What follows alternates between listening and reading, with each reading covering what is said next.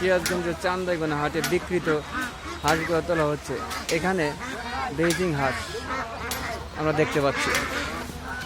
প্রচণ্ড রোদ্রের গরমের কারণে পানি দেওয়া হচ্ছে এই হাঁসগুলোতে, কারণ প্রচুর গরম। বৈশাখ মাসের এই তীব্র তাপে হাঁসগুলো অস্থিরতা রয়েছে। হাঁস পানিতে ছাড়া তো বাঁচায় আসে কষ্ট, সেজন্য হাঁসে প্রচুর পরিমাণে পানি দিচ্ছে।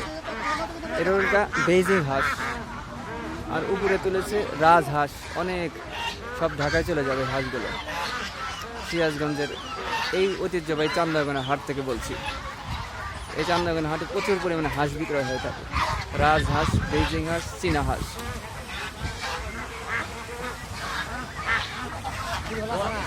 বললাম